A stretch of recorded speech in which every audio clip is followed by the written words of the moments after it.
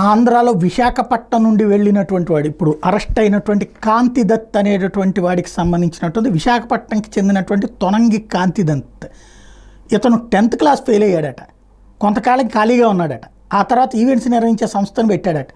విశాఖపట్నంలో పింక్ దాన్ నిర్వహించాడట. ప్రముఖ డిజైనర్ శిల్పారెడ్డితో పాటు పలువురు ప్రముఖులు దానికి హాజరయ్యేలా చూసుకున్నాడు. ఈ వేడుక పేరుతో స్థానికురాలు శిరీషారెడ్డి నుంచి 60 లక్షలు అప్పట్లో వసూలు చేశాడట.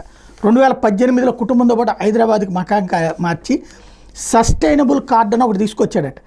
ఈ పింక్ దాన్ ఏర్పడిన పరిచయాలతో శిల్పారెడ్డితో కలిసి సస్టైనబుల్ కార్డు పేరుతో జూబ్లీహిల్స్లో పర్యావరణ రహిత ఉత్పత్తుల విక్రయ కేంద్రం పెట్టాడట. ఆమెతో దాదాపు 2 కోట్లు పెట్టుబడి పెట్టించాడు. అక్కడ ఉద్యోగులకు జీతాలు కూడా కట్టకపోవడంతో శిల్పారెడ్డి సంస్థ నుంచి బయటికి వెళ్ళిపోయింది. తర్వాత కోకాపేటలో నివాసం ఏర్పరచుకున్నాడు కాంతిదత్. నయోమి హోటల్స్ పేరుతో జూబ్లీహిల్స్లో, తర్వాత బంజారాహిల్స్, కాజాగూడ ప్రాంతాల్లో బ్రాంచీలు ప్రారంభించాడు.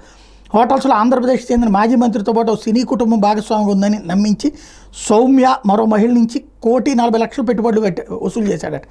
కొన్నాళ్ళకి బంజారాహిల్స్, కాజాగూడలో హోటల్స్ ఎత్తేసాడట. కొంతకాలం తర్వాత తృతీయ జ్యువెలర్స్ అనే సంస్థను పెట్టాడట. ఓ సినీ నటి ఇందులో భాగస్వామ్యం ఉన్నట్టు ప్రచారం చేసుకుని హైదరాబాద్కి చెందిన శ్రీజారెడ్డి, ప్రవీణ్లను డైరెక్టర్గా చేర్చుకుని 5.8 కోట్ల మేర మోసగించాడు.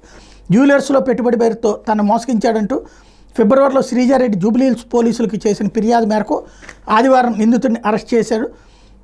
న్యాయమూర్తి ఎదురు హాజరుపడితే 14 రోజులు రిమాండ్ విధించారు. ఇతనే సమంతాని, తర్వాత మరికొంతమంది సినిమా వాళ్ళని కూడా మోసం చేశాడు అన్నటువంటిది ప్రధానమైనటువంటి ప్రచారం. ఇతని మీద ఇంతకుముందు ర్యాపిడో డ్రైవర్ రాజశేఖర్ మృతికి కారణమైనటువంటి వాడు కూడా ఇతను గుర్తించారు.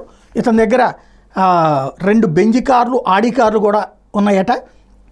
కాబట్టి ఇతను లగ్జరీగా నడిపిస్తున్నాడు.